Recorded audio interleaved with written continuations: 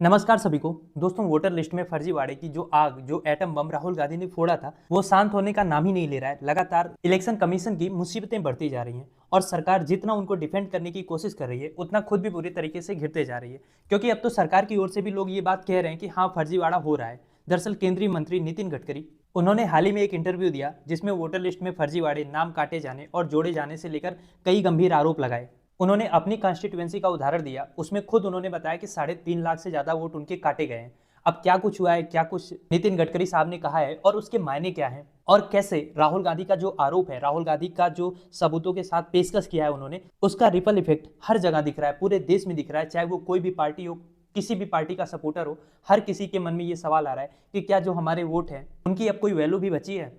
तो क्या कुछ नितिन गडकरी ने कहा है, आइए सब कुछ आसान भाषा में और डिटेल में समझते हैं। दोस्तों, राहुल गांधी ने जब बाकायदा प्रेस कॉन्फ्रेंस करके 1 से 1.5 घंटे तक इलेक्शन कमीशन को सबूतों के साथ 6 महीने की अपनी मेहनत के साथ ये चीज साबित करने की कोशिश की, ये चीज दिखाया कि कैसे बेंगलुरु की एक विधानसभा सीट पे 1 लाख से ज्यादा वोट फर्जी हैं, तो मुझे लग रहा है कि उस समय इलेक्शन कमीशन को हंसी आई और उन्होंने राहुल गांधी के इस आरोप को बहुत हल्के में ले लिया।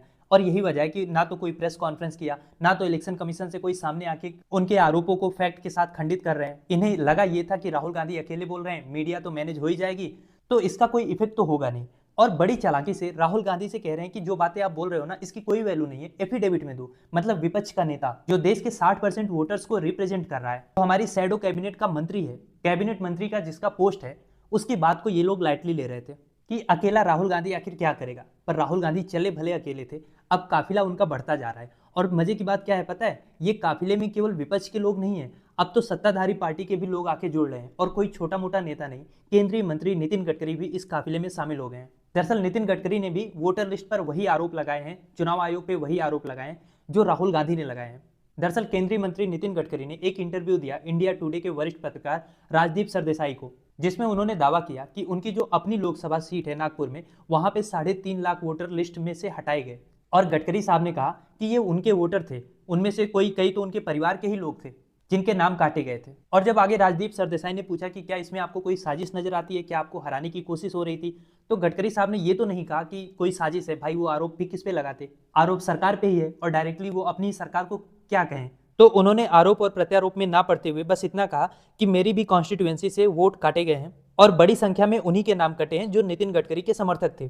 अब भले गडकरी साहब ने खुल के बीजेपी को, मोदी जी को, अमित शाह को इसके लिए दोषी नहीं ठहराया है, लेकिन जितना उन्होंने बोला है वो समझने वालों के लिए काफी है। क्योंकि समझने वाले ये बात समझ सकते हैं कि अगर वोटर लिस्ट से नाम कटेंगे तो किसके कहने पे कटेंगे, क्या ये चुनाव आयोग का फैसला है? क्योंकि किसके पास ये ताकत है कि वो लाखों की संख्या में लोगों के नाम कटवा सकता है। गडकरी साहब का कहना है कि इतने सालों से वो चुनाव लड़ते आए हैं, नागपुर उनका गढ़ है, और एकदम से उनके लाखों वोटर अगर लिस्ट से हट जाते हैं तो ये मामूली बात तो है नहीं। और गडकरी साहब तो उन नेताओं में से हैं जो खुल के कहते हैं जनता से कि अगर मैंने काम किया है तब मुझे वोट दो। उनके अनुसार अगर उन्होंने काम किया है तो उन्हें वोट मांगने की जरूरत नहीं होगी, लोग खुद ही उनको वोट देंगे। पर जब वोट ही कट जाएगा फिर तो कहानी कुछ भी हो सकती है। वैसे ये किसी से छिपा नहीं हुआ है कि मौजूदा सरकार में गडकरी के रिश्ते जो है वो प्रधानमंत्री और गृह मंत्री से उतने सॉफ्ट तो नहीं है। अब संघ की बैकिंग की वजह से उनको हटाया तो नहीं जा सकता है, पर उनके वोटर लिस्ट में सेंध तो जरूर लगाई जा सकती है। तो क्या नितिन गडकरी साहब इसी ओर इशारा कर रहे थे? क्योंकि देखो, सत्ता की प्रतिस्पर्धा तो हर जगह होती है और कई बार बीजेपी और संघ में मोदी जी के उत्तराधिकारी के रूप में गडकरी जी का भी नाम सामने आता है, तो कई लोगों को ये नाम वैसे भी खटकेगा। तो क्या उसी प्रतिस्पर्धा का ये नतीजा था कि इनके 3.5 लाख वोट काटे गए? सवाल तो बहुत हैं और यही सवाल राहुल गांधी भी उठा रहे हैं कि चुनाव से ठीक पहले वोटर लिस्ट में नाम काटे जा रहे हैं, नाम जोड़े जा रहे हैं, फर्जी पते पे फर्जी नामों से भारी संख्या में वोटों में गड़बड़ी की जा रही है। एक कमरे के मकान से 80-80 वोटर रजिस्टर है और एक एक शख्स कई शहर में वोटर के नाम पे रजिस्टर है। और ये कोई इक्का दुक्का घटना नहीं है। एक विधानसभा में जब 1 लाख ऐसे वोटर हैं तो आप सोचो पूरे देश में क्या हालत होगी। और नितिन गडकरी के इस खुलासे के बाद मामला केवल विपक्ष का नहीं रहा, एक पार्टी का नहीं रहा। हालांकि पहले भी नितिन गडकरी ने अपनी परेशानी जाहिर की थी, बीजेपी खेमे से ये पहले भी खबरें आ रही थी कि चुनाव प्रचार के समय नितिन गडकरी को पार्टी ने अकेला छोड़ दिया था, कोई बड़ा नेता उनके यहाँ पे नागपुर में प्रचार करने नहीं गया। और जब नितिन गडकरी को पता चला कि इतनी भारी संख्या में उनके लोगों के नाम काटे जा रहे हैं, तो वो अकेले ही अपने परिवार के साथ अपने लिए प्रचार करने, अपने लिए वोट मांगने निकल गए। और गडकरी साहब का जो जीत का मार्जिन है वो भी 1 लाख से ज्यादा नहीं है। लेकिन अब जब गडकरी साहब खुल के ऑन रिकॉर्ड ये सब बातें कह रहे हैं, तो राहुल गांधी का जो आरोप है उसके साथ जोड़ के ये बातें अपने आप में बहुत बड़ी बन जा रही हैं। और जैसे जैसे खुलासे होते जा रहे हैं, चुनाव आयोग के लिए रास्ते कम होते चले जा रहे हैं। समझाता हूं आपको मैं कैसे। देखो, चुनाव आयोग ने जब केवल राहुल गांधी ये आरोप लगा रहे थे तो उनसे एफिडेविट मांग रहा था। अब सवाल ये है कि नितिन गडकरी से लेके शरद पवार से लेके अब तो शशि थरूर साहब भी बोल रहे हैं, पूरा विपक्ष पहले से ही बोल रहा था, एक केंद्रीय मंत्री सत्ता पार्टी का वो भी बोल रहा है। तो अब चुनाव आयोग कितने लोगों से एफिडेविट मांगेगा? क्या चुनाव आयोग की ये हिम्मत है कि नितिन गडकरी से एफिडेविट मांगे?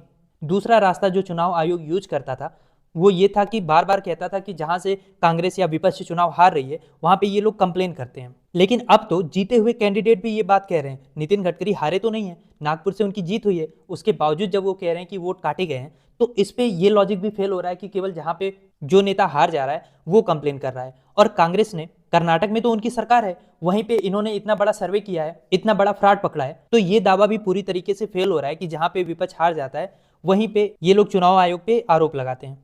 और जैसा कि मैंने अभी आपको पिछले वीडियो में बताया था कि शरद पवार ने भी एक बड़ा खुलासा किया है कि दो लोग उनके सरकारी आवास पे दिल्ली में मिलने आए और उनको ये ऑफर दिया कि हम मैनेज करके आपको 160 सीटें महाराष्ट्र में जिता देंगे, मतलब आपकी सरकार महाराष्ट्र में बना देंगे। महाराष्ट्र में सरकार बनाने के लिए आपको 145 सीटें चाहिए और दो लोग शरद पवार से आके ये कह रहे हैं कि हम आपकी 160 सीटें जितवा देंगे।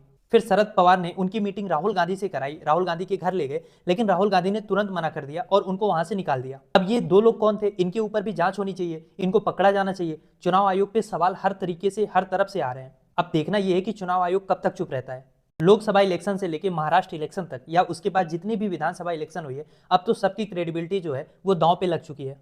राहुल गांधी पहले भी पूछ चुके हैं कि लोकसभा और विधानसभा चुनाव के महज 6 महीने के अंदर 41 लाख वोटर्स कहां से महाराष्ट्र में जुड़ गए। 89% का स्ट्राइक रेट बीजेपी और उसकी गठबंधन को मिला है। ये अपने आप में हिस्टोरिकल है। सवाल यही है कि कौन कर रहा है ये सब, इससे किसको फायदा मिल रहा है। अब इसमें तीन ही लोग आरोपों के घेरे में जाते हैं, एक तो इलेक्शन कमीशन खुद, दूसरा केंद्र सरकार जो बहुत पावरफुल है, और तीसरा है राज्य सरकार। बिना इन तीनों के या इन तीनों में से किसी एक की चाहे इतने बड़े स्तर पे मैनिपुलेशन तो नहीं हो सकता। और दिन प्रतिदिन ये जो मुद्दा है वोटर लिस्ट में धांधली का, ये लगातार बढ़ता जा रहा है, क्योंकि कोई किसी भी पार्टी का हो, किसी का भी सपोर्टर हो, कोई ये तो नहीं कह सकता कि वो इलेक्शन कमीशन में या इलेक्शन के प्रोसेस में जो धांधली हो रही है उसको एक्सेप्ट कर सकता है, क्योंकि यही एक वोट देने का अधिकार ही तो है जो सबको बराबर करता है। गरीबों की थोड़ी बहुत इससे सुनवाई हो जाती है, वरना आप सोचो अगर ये वोट देने का अधिकार भी खत्म हो जाए या इसकी वैल्यू खत्म हो जाए तो गरीब को कोई पूछेगा? वीआईपी कल्चर के नीचे गरीबों को तो वैसे भी कुचला जाता है। 5 साल में एक बार गरीब को ये अधिकार मिलता है कि कम से कम अब वो सबके बराबर है। तो सवाल ये है कि क्या गरीब के इस अधिकार को, एक आम इंसान के, हमारे आपके सबके इस अधिकार को कुचला जा रहा है?